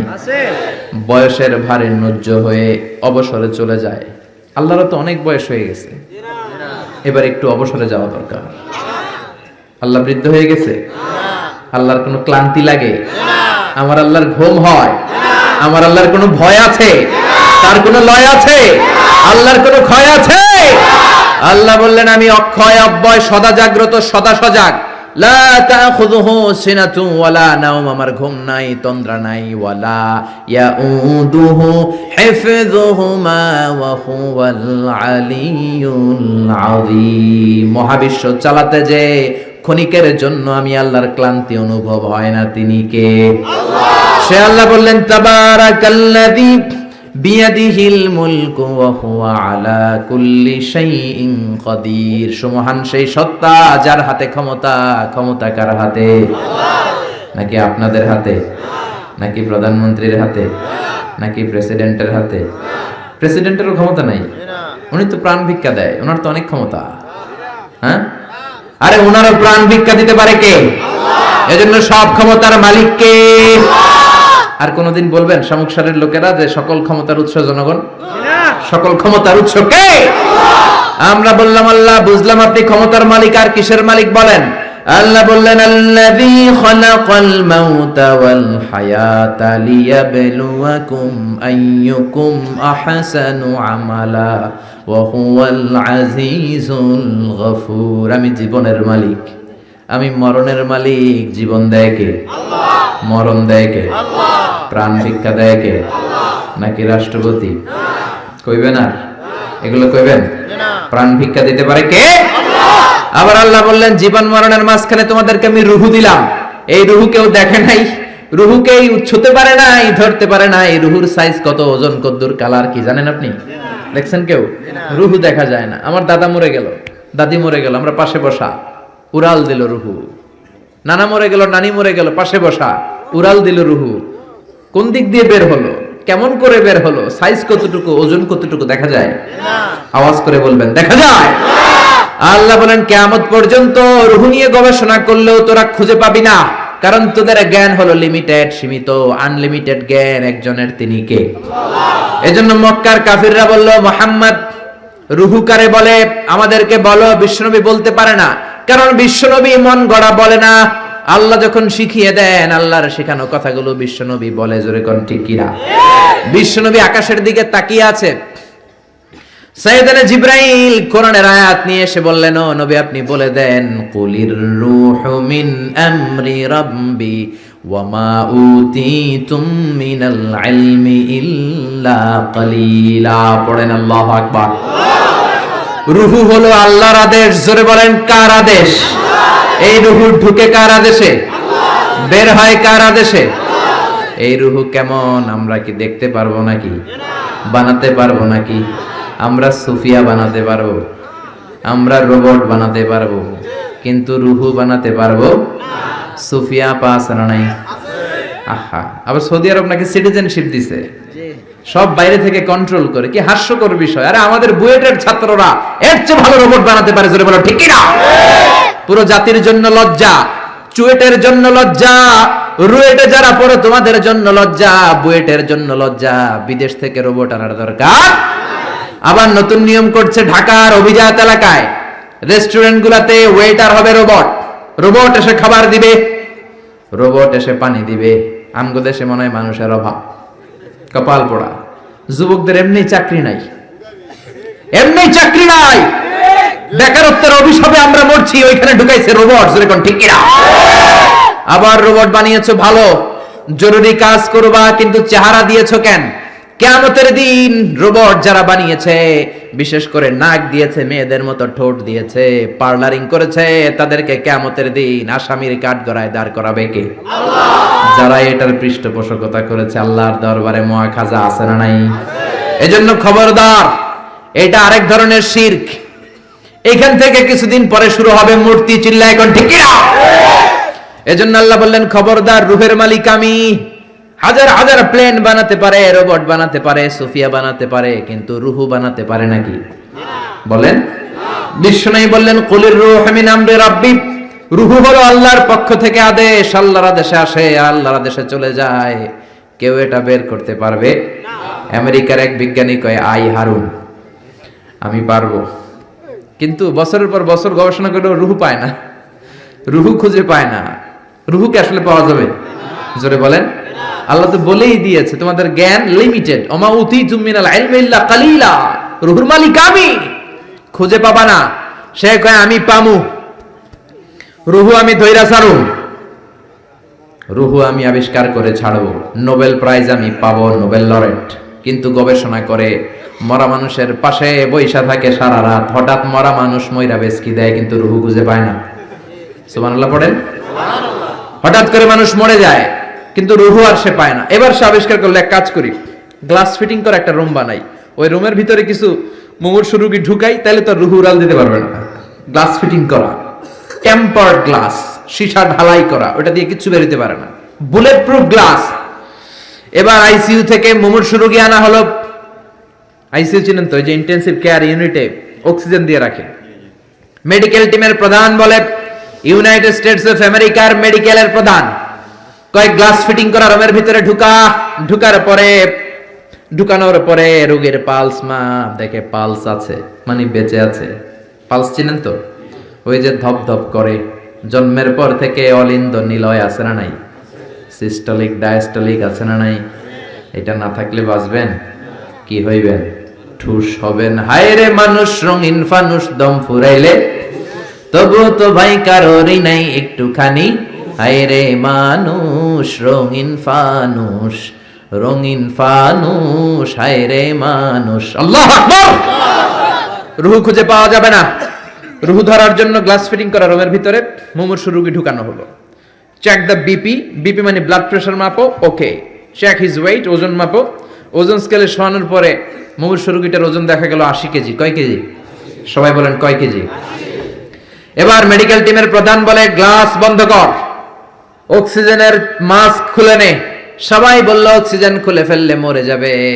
মেডিকেল টিমের প্রধান কয়, মরুক, না মরলে রুহু পামু কেমনে? আমার রুহু লাগবে। কি লাগবে? সবাই বলেন। মাস্ক খোলা হলো, ছটফট করতে করতে লোকটা মরে যায়। এবার লাশ বের করা হলো। বের করার পরে বিপি চেক করে, মানে ব্লাড প্রেশার। মরার পরে আর থাকে? ধাক্কাটা থাকে, কিন্তু ওজন থাকে কি থাকে না? টিমের প্রধান বলল, ওজন চেক কর। ওজন স্কেলে শোয়ানো হলো। মরার আগে ওজন ছিল কয় কেজি? এখন ওজন দেয়া দেখে হয়ে গেছে 78 কেজি। কয় কেজি? কমছে কয় কেজি? টিমের প্রধান কয়, পাইছি। কি পাইছেন? কয় ওইডা। কয় কোনডা? কয় রুহু। কেমনে পাইলেন? কয় মরার আগে ছিল 80 কেজি, মরার পরে 78 কেজি, তার মানে কমছে 2 কেজি। যেইটা উড়াল দিছে ওইটাই 2 কেজি, ওইটাই রুহু পেয়েছে, আমি পেয়েছি। কিন্তু বিজ্ঞানীদের নিয়ম হচ্ছে, একটা এক্সপেরিমেন্ট করে আপনি ফাইনাল জাজমেন্ট দিতে পারবেন, আরো নমুনা সংগ্রহ করতে হবে। আর একটা মুমূর্ষু রোগী ঢুকা, বিপি চেক কর, বিপি আছে, ওজন মাপ, ওজন 70 কেজি। দ্বিতীয় মুমূর্ষু রোগীটার ওজন কয় কেজি? কথা কয় না, কথা কয় না। কয় কেজি? 70 কেজি। ওইটারও মুখোশ খুলে ফেলা হলো। অক্সিজেনের অভাবে ওই লোকটাও মরে যায়। মরা লাশ বের করার পরে কয়, চেক দা বিপি, বিপি মাপ। কয় বিপি নাই, মরে এটা ভূত হয়ে গেছে। এবার ওজন মাপ। মরার আগে ওজন ছিল 70 কেজি, এবার মরার পরে ওজন দেয়া দেখে হইছে 71 কেজি। কই যাইব এখন? কোন দিকে দৌড় দিব? আগেরটা ছিল 80, মরার পরে 78, 2 কেজি কমেছে। তার মানে রুহু উড়াল দিয়েছে। রুহুর ওজন ছিল 2 কেজি, এইটা মরার আগে 70 কেজি, মরার পরে হয়ে গেছে 71 কেজি। বাড়লো কেমনে? আল্লাহ কয়, কিয়ামত পর্যন্ত তুই বিপি চেক করতে পারবি। কিয়ামত পর্যন্ত টেম্পার্ড গ্লাসের রুমের ভিতরে ঢুকিয়ে মুমূর্ষু রোগী নিয়ে গবেষণা করতে পারবি, মাগার রুহু খুঁজে পাবি না। আমা উতিতুম মিনাল ইলমি ইল্লা কালিলা। কারণ মানুষ তোমাদেরকে একেবারে নগণ্য জ্ঞান দিয়ে তৈরি করেছে কে? তোমরা রোবট বানাতে পারো, সোফিয়া বানাতে পারো, কিন্তু সোফিয়ার ভেতরে রুহু দিতে পারে নাকি? কথা বলেন, কথা বলেন, পারে? মরার পরে এক এক মানুষের এক এক দশা। কেউ প্যারালাইজড হয়ে মরে যায়, হাত বাঁকা হয়ে যায়, দেহের রক্ত জমাট বেঁধে যায়, ওজন বেড়ে যায়। আবার মরার পরে অনেক লোকের হাতের ঢিলাগুলো ছেড়ে দেয়, জয়েন্ট গুলো ছেড়ে ঢিলা হয়ে যায়, ফেসফেসে হয়ে যায়, দেহের ভিতরে জমে থাকা গ্যাস গুলো বের হয়ে যায়, ওজন কমে যায়। ওজন বাড়া কমা দিয়ে রুহু বের করা যায় না। রুহুর মালিক কে? আমরা বললাম আল্লাহ, বুঝলাম আপনি ক্ষমতার মালিক, বুঝলাম আপনি রুহুর মালিক। আর কিসের মালিক? আল্লাহ বললেন, গোলাম, আল্লাযী খালাকা সাবআ সামাওয়াতিন তিবাকা মা তারা ফি খালকির রহমানি মিন তাফাউত। মাথার উপরে আকাশের দিকে নজর করে তাকা, বিশাল আকাশটারে বানিয়েছে কে? আল্লাহ। নাকি আমেরিকার বিজ্ঞানীরা? বানিয়েছে কে? 7 স্তরে তিনি বানালেন। আবার বললেন, আল্লাযী ওয়ালাকাদ যায়্যানাস সামাআদ দুনিয়া বিমাসাবিহা ওয়া জাআলনাহা রুজুমান লিশ-শায়াতিন। এই 7 আকাশকে আমি একটার চেয়ে আরেকটা বড় করে বানালাম। প্রথমে বানালাম প্রথম আকাশের মহাশূন্য, তারপরে প্রথম আকাশ, তারপরে দ্বিতীয় আকাশের মহাশূন্য, তারপরে দ্বিতীয় আকাশ। একটার চেয়ে আরেকটা বড় না ছোট? কথা বলেন, বড় না ছোট? কত বড়? বিশ্বনবী বললেন, হাতের আংটি যদি মরুভূমিতে ফেলে দাও, মরুভূমির তুলনায় তোমার হাতের আংটি যত ছোট, আল্লাহর দ্বিতীয় আকাশের তুলনায় প্রথম আকাশটা ঠিক তত ছোট। প্রথম আকাশের চেয়ে দ্বিতীয় আকাশ বড়, তার চেয়ে তৃতীয় আকাশ বড়, তার চেয়ে চতুর্থ, পঞ্চম, ষষ্ঠ, সপ্তম, তারপরে সিদরাতুল মুনতাহা বড়, সিদরাতুল মুনতাহার উপরে কোরআনের বাড়ি লৌহে মাহফুজ বড়, তার উপরে বাইতুল মামুর বড়, তার চেয়ে আল্লাহর আরশ বড়, আরশের চেয়ে কুরসি বড়, তার উপরে 70,000 নূরের পর্দা বড়, আর সবচেয়ে বড় হলো আল্লাহু আকবার, আমার আল্লাহ সবচেয়ে বড়। ঠিক কি না? এই 7 আকাশের এত উপর থেকে গোটা বিশ্বের সব নিয়ন্ত্রণ করে কে? আল্লাহ। সপ্ত জমিনের নিচে অমাবস্যার অন্ধকারে কোনো পিপীলিকা যদি গুটি গুটি পায়ে হেঁটে যায়, ওই পিপীলিকার পায়ের আওয়াজটাও শুনতে পায় কে? আল্লাহ বললেন 7 স্তরে বানিয়েছি আকাশ। আপনারা যে দেখেন বা বিজ্ঞানীরা যে রকেট নিয়ে এদিক সেদিক যায়, স্যাটেলাইট লঞ্চ করে, দ্য লঞ্চিং দ্য স্যাটেলাইট, এগুলো কিন্তু আকাশে নয়, এগুলো আকাশের মহাশূন্যে। এটা হচ্ছে প্রথম আকাশের মহাশূন্য, তারপরে প্রথম আকাশ, একটার চেয়ে আরেকটা বড়। বৃহস্পতি বিশাল বড়, সূর্য আরো বড়। এই পৃথিবীটা কত বড় একটু আন্দাজ করেন। আমরা বসে আছি 14 গ্রাম। 14 গ্রাম হচ্ছে কুমিল্লার 17টা থানার একটা থানা। কুমিল্লা হচ্ছে 64 জেলার এক জেলা। এরকম 64টা জেলা নিয়ে আপনাদের ডিজিটাল বাংলাদেশ। আর বাংলাদেশ হচ্ছে পৃথিবীর সবচেয়ে বড় দেশ। বড় না ছোট? জোরে বলেন। ভারত প্রায় 20 গুণ বড়, কানাডা 100 গুণ বড়, রাশিয়া 150 গুণ বড়। এরকম 200টা দেশ মিলে পৃথিবীর 30 ভাগ মানে স্থল, বাকি 70 ভাগ শুধু হানি আর হানি, মানে পানি আর পানি। তো 30 ভাগ স্থল, 70 ভাগ জল, এই মিলে আমাদের পৃথিবী। সৌরজগৎ নিয়ে যারা কিছু পড়াশোনা করেন দেখবেন বৃহস্পতি নামে একটা গ্রহ আছে, অনেক বড়, পৃথিবীর চেয়ে বিশাল বড়। তারপর যে সূর্যের আলো পান, এটা নাকি পৃথিবীর চেয়ে 13 লক্ষ গুণ বড়। সুবহানাল্লাহ বাড়িতে যে চিল্লায় পড়েন না সুবহানাল্লাহ। এই 13 লক্ষটা পৃথিবী সূর্যের মধ্যে রাখার জায়গা আছে না নাই? সূর্যই কি বড় তারা? না। ব্যাটেলজিউস নামে এক তারা আছে, যে সূর্য পৃথিবীর চেয়ে 13 লক্ষ গুণ বড়। ওই ব্যাটেলজিউস তারা ওই সূর্যের চেয়ে 33 কোটি গুণ বড়। এরপরে আছে আলফা সেন্ট্রাই এ, আলফা সেন্ট্রাই বি, গুগলে সার্চ দিয়ে দেখবেন, এটা ক্যারিনা, ব্যাটেলজিউস, এরকম বিশাল বিশাল রাতের বেলা তারার মেলা। আমরা যে দেখি ছোট্ট এরকম বালুর মতো মনে হয়, আসলে কি এত ছোট? আকাশ দিয়ে যে 500 জন লোক নিয়ে প্লেন উড়ে যায়, মনে হয় যে এতটুকু আমি ঠাপটি মেরে ধরবো, আসলে কি ধরতে পারবেন? বিশাল বড়। চিল্লা এখন ঠিক কিনা? আল্লাহ বললেন এক একটার চেয়ে এক একটা বড় বানিয়েছি। আপনাদেরকে আন্দাজ করার জন্য আমি আপনাদেরকে এখন নিয়ে যাব পৃথিবীর থেকে সবচেয়ে কাছের যে তারা, ওই তারাটাতে আমরা শীতকালীন পিকনিক করবো। এখন কারা কারা আমার সাথে যাবেন? হাত তোলেন। সবাই যাবেন? ওরে আল্লাহ, এখানকার লোক অনেক সাহসী। 14 গ্রামের লোকজন সাহস বেশি। আলহামদুলিল্লাহ কবেন না? তো পৃথিবী থেকে সবচেয়ে কাছের তারার নাম হচ্ছে প্রক্সিমা সেন্ট্রাই। এই তারাতে আমরা শীতকালীন পিকনিক বনভোজন করব। যারা হাত তুলছেন তারাই যেতে পারবেন, বাকিদের নেওয়া হবে না। এখন হাত তুলে লাভ নেই, আগে হাত তোলা হয়ে গেছে। তো আমরা যে যাব, কি দিয়ে যাব? প্লেন দিয়ে যাবেন হুজুর? না, প্লেন দিয়ে যাওয়া যাবে না, কারণ যে মাধ্যাকর্ষণ শক্তি আছে এই বলয়টা ভাঙতে প্লেন দিয়ে ভাঙা যায় না, রকেট লাগে, তাও দ্রুতগামী রকেট। নীল আর্মস্ট্রং যে রকেটটা দিয়ে চাঁদে নেমেছে, নাম হচ্ছে অ্যাপোলো 11। এটা ঘন্টায় সেকেন্ডে চলে 11 কিলোমিটার বেগে, মিনিটে চলে 660 কিলোমিটার বেগে, ঘন্টায় চলে 39,000 কিলোমিটার বেগে।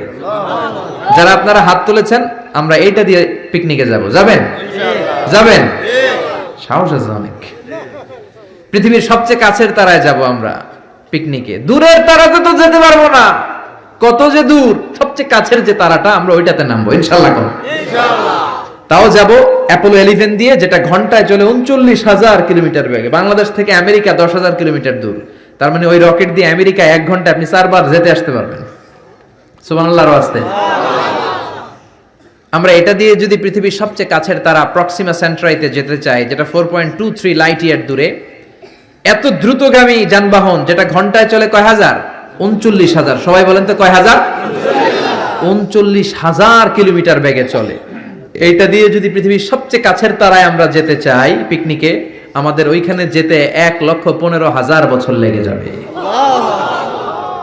সুবহানাল্লাহ কইতে পারলেন না? মজা কইরা আল্লাহু আকবার। এটা হলো সবচেয়ে কাছের তারায় যদি পিকনিক করি, পৃথিবীতে আবিষ্কৃত সবচাইতে দ্রুতগামী রকেট দিয়ে যদি আমরা পিকনিকে যাই, 1,15,000 বছর লেগে যাবে। আহা, আল্লাহ যদি বলে যাও আজহারি, তুমি যখন পিকনিকে যাইবাই, তোমাকে সহ যারা হাত তুলছে সবার আমি হায়াত 1,15,000 বছর বাড়াই দিলাম। আমরা যাইতে শুরু করব, যারা হাত তুলে নাই এরা ময়রা ভূত হয়ে যাবে সব, এদের নাতি নাতকর সব মরে যাবে, আমাদের আত্মীয় স্বজন সব মরে যাবে, আমাদের জেনারেশনের পরে জেনারেশন মরবে, এরকম 6,000 প্রজন্ম মরে যাবে, তারপরে ওখানে যে নামার সময় আমাদের হবে। সুবহানাল্লাহ বলেন না? এজন্য আল্লাহ বললেন ওয়ালাকাদ যায়্যানাস সামাআদ দুনিয়া বিমাসাবিহা ওয়া জাআলনাহা রুজুমাল লিশ-শায়াতিন। ও গোলাম, চোখটা মেলে আকাশের দিকে তাকা, বিশাল বিশাল তারাগুলোকে তৈরি করেছে কে?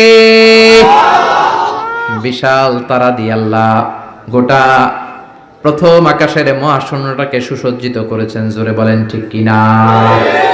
বিশাল আকাশ। এরপর আল্লাহ বললেন ওয়াসিররু কাওলাকুম আও ইজহারু বিহি ইন্নাহু আলিমুম বিযাতিস সুদূর। তোমরা গোপনে বলো কিংবা প্রকাশ্যে বলো, কেউ দেখে না দেখে কে? কেউ যেটা শোনে না শোনে কে? কেউ যেটা বোঝে না বোঝে কে? কেউ যেটা পারে না পারে কে? পুলিশের চোখকে ফাঁকি দেয়া যায় কি যায় না? র্যাবের প্রধানের চোখ ফাঁকি দেয়া যায় কি যায় না? বিমানবন্দরের কাস্টমস অফিসারের চোখ ফাঁকি দেয়া যায় কি যায় না? ম্যাজিস্ট্রেটের চোখ পরীক্ষার হলে ম্যাজিস্ট্রেট যারা ঘোরাফেরা করে নকল ধরার জন্য, এদের চোখও ফাঁকি দেয়া যায় কি যায় না? আমার আল্লাহর চোখ ফাঁকি দেয়া যায় নাকি? রাত্রিবেলা দরজা বন্ধ করে জানলা লাগিয়ে লাইট বন্ধ করে পাপ করলেন, কেউ দেখে নাই, দেখেছে কে? এজন্য আল্লাহ বললেন লা তুদরিকুহুল আবসার ওয়া হুয়া ইউদরিকুল আবসার ওয়া হুয়াল লাতীফুল খাবীর। আল্লাহু আকবার। আল্লাহর চোখকে ফাঁকি দেয়া যাবে না। সে আল্লাহ বললেন গোলাম হুয়াল্লাযী জাআলা লাকুমুল আরদা যালুলান ফামশু ফি মানাকিবিহা ওয়া কুলু মির রিজকি ওয়া ইলাইহিন নুশুর। তিনি হলেন এমন আল্লাহ যিনি তোমাদের জন্য জমিনটাকে সমান বানিয়েছেন। সুবহানাল্লাহ। জমিন কি সমতল নাকি উঁচা নিচা? কথা বলেন। এই যে প্যান্ডেলটা যদি উঁচা নিচা হইতো, এখানে উঁচু এখানে নিচু, উঁচু নিচু বসতে পারতেন? উল্টায় পড়তেন, একজন আরেকজনের উপর চিত হয়ে পড়তেন, ঠিক কিনা? বিমান থেকে যদি আপনি তাকান দেখবেন পৃথিবীতে কেমন করে আল্লাহ ফ্ল্যাট বানিয়েছেন। আপনি বাংলাদেশের এক এয়ারপোর্ট থেকে যদি আরেক এয়ারপোর্টে যান, কক্সবাজার যদি যান, রাজশাহীতে যান, দেখবেন সবুজ কার্পেটিং করা। মনে হয় যেন বিমান থেকে সবুজ কার্পেট দিয়ে আল্লাহ বাংলাদেশটাকে বানিয়েছে। সুবহানাল্লাহ। কিন্তু সবুজ কার্পেট দেখে খুশি হওয়ার কারণ নাই, এই কার্পেটের ভেতরে আযাব আর গজব আছে না নাই? যে কোনো সময় ভূমিকম্প হতে পারে, যে কোনো সময় বন্যা হতে পারে, যে কোনো সময় শিলাবৃষ্টি হতে পারে কি পারে না? শিলাবৃষ্টি চিনেন? চিনেন না? 14 গ্রামে তো হয় না শিলাবৃষ্টি, না হয়? আহা, একটুক মাত্র এই সাইজের শিলাবৃষ্টি পরে আমাদের ধান ক্ষেত শেষ, গম ক্ষেত শেষ। ওই যে আল্লাহ পানি পাঠাইতেছে উপর থেকে। শিলাবৃষ্টি যখন পড়ে গম ক্ষেত শেষ। আমাদের বাছুরগুলো যদি রাস্তায় থাকে, বাছুরের মাথার মধ্যে পড়লে, গায়ের উপর পড়লে বাছুরও শেষ। জোরে কোন ঠিক কিনা? আল্লাহ যদি শিলাবৃষ্টির জায়গায় এসিড বৃষ্টি পাঠায়, এসিড বৃষ্টি, পাথর বৃষ্টি, উল্কা বৃষ্টি। দক্ষিণ আফ্রিকার হোবাতে একটা উল্কা পড়ছে 60 টন। এরকম কয়েক হাজার উল্কা যদি বাংলাদেশে পড়ে, যখন পড়া আরম্ভ করবে আমরা সবাই দাঁড়ায় বলবো আমরা ক্ষমতার মালিক। বলবেন বলবেন ক্ষমতার মালিক কে? আল্লাহ বললেন চমৎকার সবুজ কার্পেটিং দেখে ভেবো না তোমরা বেঁচে যাবা। সবুজ কার্পেটিং এর ভেতরে আযাব আর গজব আছে না নাই? যে পরিমাণে আমরা গাঞ্জা টানি, ইয়াবা খাই, যৌতুক খাই, ঘুষ খাই, সুদ খাই, যেই পরিমাণে আলেম ওলামাদের সাথে বেয়াদবি করি, যেই পরিমাণে বিশ্বনবীর সুন্নাহ নিয়ে আমরা উল্টাপাল্টা করি, যেই পরিমাণে ওজনে কম দেই, খাদ্যে ভেজাল দেই, মাছে ফরমালিন দেই, মা বাবার সাথে বেয়াদবি করি, নাফরমানি করি, গাদ্দারি করি, যে কোনো সময় শিলাবৃষ্টি দিয়ে দেশটারে শেষ করতে পারে কে? আল্লাহ। ভূমিকম্প দিয়ে উল্টায় দিতে পারে কে? আল্লাহ। শুধুমাত্র বিশ্বনবীর দোয়ার বরকতে বেঁচে আছি। নবী বলেছেন আল্লাহ আগের উম্মতদেরকে যেমনি একসাথে আযাব দিয়ে শেষ করেছেন, আমার এই উম্মতে মুহাম্মদীকে একবারে আযাব দিয়ে মেরে দিয়েন না। এজন্য আল্লাহ একবারে মারে না, কিন্তু মাঝে মাঝে কিছু থ্রেট আছে না নাই, ধমক আছে না নাই, বন্যা আছে না নাই, তখন বলবেন আমরা আল্লাহ মাফ চাই, আল্লাহুম্মা আউযু বিওয়াজহিক বলবেন, আল্লাহ এটা থেকে পানাহ চাই, আমরা বাঁচতে চাই, আমরা মসজিদে ঢুকবো, আমরা নামাজে পড়বো, আমরা কোরআন মানবো, আর আইন মানবো কার? আর যদি টিভির সামনে দাঁড়ায় বলেন আমাদের সব ঠিক আছে, আমরা দুর্যোগ মোকাবেলা করব, বন্যা আমাদের কিছু করতে পারবে না, এত মেট্রিক টন খাবার থাইল্যান্ড থেকে নিয়ে আসছি, আমাদের কিচ্ছু হবে না, মন্ত্রীরা যদি এইরকম কথা বলে তাইলে আযাব আর গজব দেশে আছে না নাই? বরং দুর্যোগ মন্ত্রী বলবে আমরা তওবা দিবস ঘোষণা করলাম, বন্যার কারণে পুরো বাংলাদেশে তওবা দিবস। কি দিবস? তওবা দিবস। আরো জোরে কি দিবস? এইসব শোক দিবস করে টরে লাভ নাই, তওবা দিবস করবেন, বন্যার কারণে তওবা। ও আল্লাহ, 17 কোটি মানুষ প্রধানমন্ত্রীর সাথে হাতে হাত রেখে একসাথে তওবা, প্রধানমন্ত্রী সহ আমরা, মন্ত্রীরা সহ আমরা, নেতা খেতারা সহ আমরা 17 কোটি মানুষ তওবা করব, মাফ চাবো কার কাছে? তাহলেই বাঁচায় দিতে পারে কে? এরপর আল্লাহ বললেন আওয়ালাম ইয়ারাউ ইলা তাইরি ফাওকাহুম সাফাতিন ওয়া ইয়াকবিদ মা ইউমসিকুহুন্না ইল্লার রহমান ইন্নাহু বিকুল্লি শাইইন বাসীর। ওরা কি পাখির দিকে তাকায় না? নাস্তিকরা কেমন করে নাস্তিক হয়? পাখির দিকে তাকালে ওদের মস্তিষ্ক খুলে দিবে কে? দেখবেন কত চমৎকার করে পাখিগুলো আকাশে উড়ে বেড়ায়, কি চমৎকার করে হাঁসের বাচ্চাগুলো পানির মধ্যে নেমে লাফালাফি করে আর সাঁতার কাটে। ছোট্ট হাঁসের বাচ্চাটারে শিখাইলো কে? তারপরে ছোট্ট বাছুর দেখবেন জন্মের পরে দাঁড়াতে শিখানোর পরে মায়ের ওলানের মধ্যে ছোট্ট বাছুরটা ঢু মারে কি মারে না? ওরে কে শিখাইলো যে এখানে ঢু মারলেই তোর রিজিক বেরোবে, তোর খাবার এখান দিয়ে বেরোবে? তিনি কে? সে আল্লাহ বললেন নাস্তিকগুলা কি পাখির দিকে তাকায় না? পাখির দিকে তাকালে তো মানুষ অবাক হয়ে যাবে। পাখিগুলো কেমন করে ডানা মেলে রাখে, সাফাতিন ওয়া ইয়াকবিদনা, আবার ডানা ঝাপটায়, আবার জমিনে নেমে আসে। পাখির কথা কোরআনে আছে না নাই? আব্রাহার হস্তি বাহিনীকে পাখি দিয়ে মক্কার ওয়াদি মুহাসসারে নাস্তানাবুদ করেছে কে? আবার কাবা ভাঙতে এলে পাঠাওয়া বাবিল, দাও খোদা দাও আমায় আবার উমর দরজ দিল। সুবহানাল্লাহ পড়ে। আল্লাহ বললেন ওয়া আরসালা আলাইহিম তায়রান আবাবিল,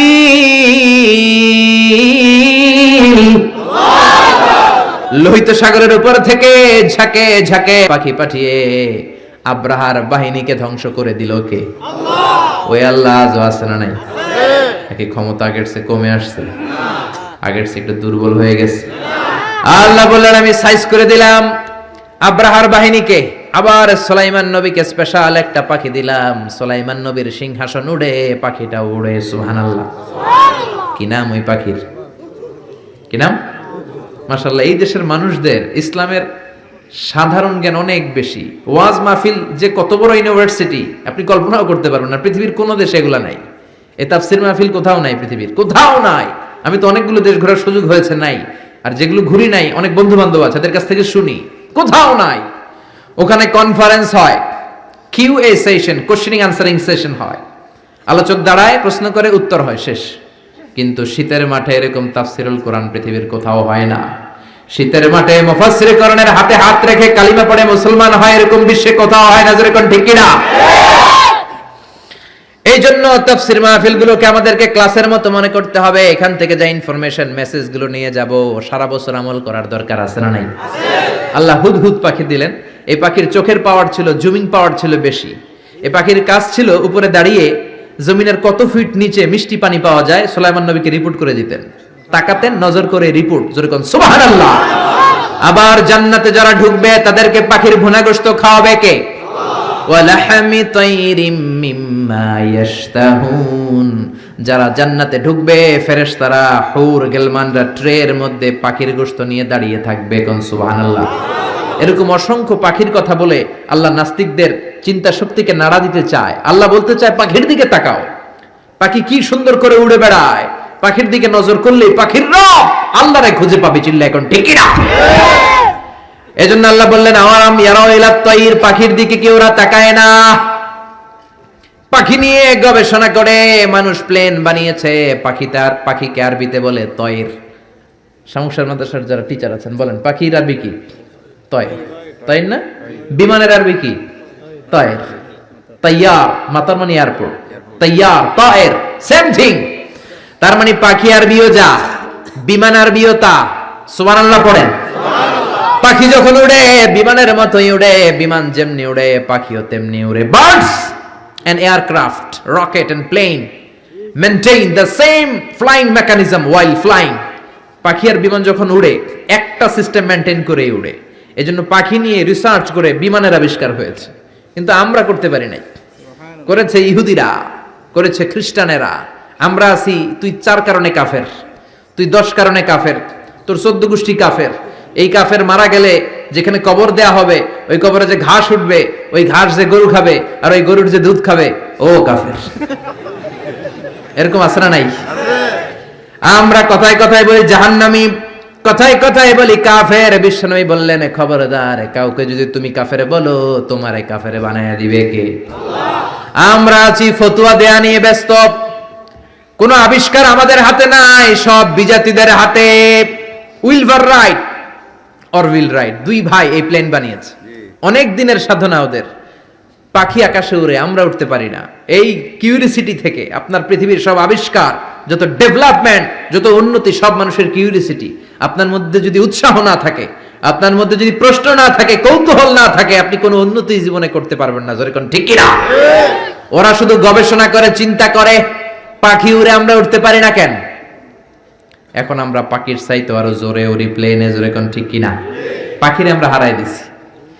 এই 2 ভাই প্লেন আবিষ্কার করলো 1903 সালে ইউনাইটেড স্টেটস অফ আমেরিকাতে। এখনকার মতো এরকম চমৎকার প্লেন না, এয়ারপোর্ট কিচ্ছু ছিল না। ছোট্ট একটা ইঞ্জিন দিয়ে, একটা পাখা দিয়ে এরা উড়াইতে শুরু করছে। কিছুক্ষণ উইরা থপাস করে পড়ে, হাত ভাঙে, পা ভাঙে, তারপরও হাল ছাড়ে নাই। তারা চ্যালেঞ্জ নিয়েছে যে কোরআনে পাখি নিয়ে গবেষণা করার কথা বলা হয়েছে, নিশ্চয়ই এই গবেষণার ভিতরে আমাদের জন্য কল্যাণ আছে না নাই? আমরা হিন্দি সিনেমা নিয়ে ব্যস্ত, জি বাংলা স্টার জলসা নিয়ে ব্যস্ত, ওরা আছে গবেষণা নিয়ে ব্যস্ত। যেরকম ঠিক কিনা? গবেষণা করতে করতে 2 ভাই চলে গেল ফ্রান্সে, ইউরোপের একটা দেশ। ওখানে যে ফ্রান্সের এক রাজার অর্থায়নে বানিয়ে ফেললো প্লেন। পৃথিবীর প্রথম যে প্যাসেঞ্জার প্লেন এক শহর থেকে আরেক শহরে নেমেছে, এটা হচ্ছে ইউরোপের ফ্রান্সে। জোরে কান আল্লাহু আকবার। পূরণ হয়ে গেল মানুষের স্বপ্ন, এখন মানুষও উড়ে, তবে পাখির গতিতে না, পাখির চেয়ে আরো দ্রুত গতিতে। জোরে কোন ঠিক কিনা? এজন্য পাখি নিয়ে গবেষণা করতে আল্লাহ বলেছেন 1000 রকমের পাখি আমি বানিয়েছি। জোরে কোন ঠিক কিনা? কত ধরনের পাখি যে আল্লাহ বানিয়েছেন। নর্থ আমেরিকাতে একটা পাখি পাওয়া যায়, এটার নাম হচ্ছে হামিং বার্ড। পৃথিবীর সবচেয়ে ছোট পাখি। এই পাখিটা যখন বড় হয়, এটার সাইজ হয় মাত্র 3 ইঞ্চি 4 ইঞ্চি এরকম সাইজ হয়, এত ছোট্ট পাখি। এই পাখিটা প্রতি সেকেন্ডে ডানা ঝাপটায় 80 বার। পৃথিবীর সব পাখি সামনের দিকে উড়ে, এই হামিং বার্ড সামনেও উড়ে, পিছনের দিকে উড়ে। চিল্লা এখন সুবহানাল্লাহ। আল্পস পর্বতমালার পাশে আলপিন সুইফট বার্ড আছে। সুইফট বার্ড এই পাখিটা একবার আকাশে উড়া শুরু করলে টানা 8 মাস আকাশে উঠতেই থাকে, জমিনে নামে না।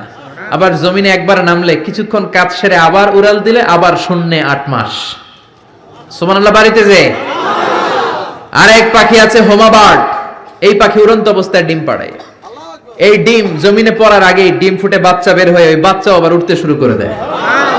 এজন্য পাখির কথা কোরআনে বলেছে কে? 2 ভাই প্লেন বানানোর পরে গোটা বিশ্বব্যাপী বিভিন্ন ধরনের এয়ারলাইন্স আছে না নাই? আমাদেরও একটা আছে না নাই? কি নাম? বিমান বাংলাদেশ এয়ারলাইন্স। সবাই কয় বেঈমান বাংলাদেশ এয়ারলাইন্স। এটার ফ্লাইট শিডিউলে মারাত্মক বিপর্যয় হয়। এটা টিকিট কাটার আগে একটু বুঝে শুনে কাটবেন। বুঝতে পেরেছেন? শুরু হয়ে গেল কমার্শিয়াল এভিয়েশন। পাখির চেয়ে দ্রুত উঠতে হবে। এখন সবচেয়ে দ্রুতগামী যে বিমানটা বানিয়েছে বোম সুপারসনিক, 1300 কিলোমিটার বেগে চলে। আগে ছিল কনকর্ড। হিথ্রো এয়ারপোর্ট থেকে ওয়াশিংটন ডিসিতে এটার একটা ফ্লাইট ছিল, মানে লন্ডন থেকে যারা আমেরিকা যেতে চায় এটা দিয়ে যেত তাড়াতাড়ি যাওয়ার জন্য। তাও 4 ঘন্টা লাগতো।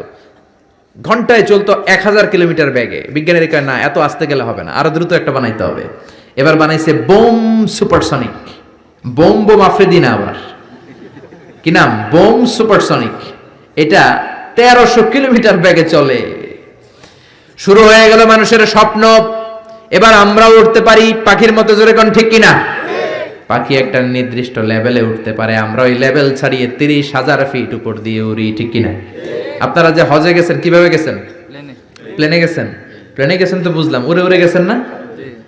বিমান তো আপনাকে নিয়ে শূন্যে উড়াল দিয়েছে, জোরে বলেন ঠিক কিনা? এখন কার্গো বিমান, জাম্বু ফ্লাইটের বিমান, কত বিশাল সাইজের বিমান যে ওরা বানিয়েছে। সবচেয়ে বড় সাইজের যে প্যাসেঞ্জার বিমানটা পৃথিবীতে আছে এয়ার বোয়িং A380, এটা কোনো নির্দিষ্ট দেশের না, এটা কাতার এয়ারওয়েজের আছে, এমিরেটস এয়ারওয়েজের আছে, এয়ার ফ্রান্সের আছে, কোরিয়ান এয়ারলাইন্সের আছে। A380 ডাবল ডেকার, 4টা ইঞ্জিন, 525 জন লোক নিয়ে এই বিমানটা শূন্যে উড়াল দেয়। সুবহানাল্লাহ বাড়িতে যে বললেন। এরপরে বানানো শুরু হলো রকেট। বিমান আবিষ্কারের আগ পর্যন্ত পৃথিবীর সব দেশে ছিল শুধু সেনাবাহিনী আর নৌবাহিনী। এখন বিমান আবিষ্কারের পরে শুরু হলো বিমান বাহিনী। বিমান থেকে বোমা মারে কি মারে না?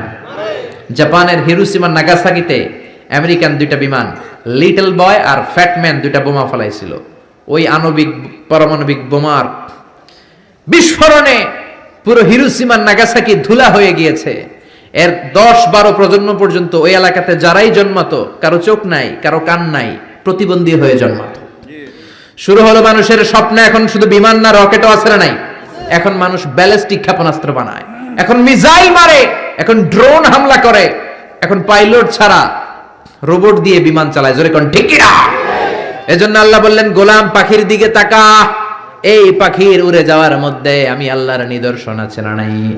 আওয়ালাম ইয়ারাউ ইলা আত-তায়রি ফাওকাহুম সাফাতিন ওয়া ইয়াকবিদনা মা ইউমসিকুহুন্না ইল্লার রাহমান ইন্নাহু বিকুল্লি শাইইন বাসীর। পড়েন সুবহানাল্লাহ।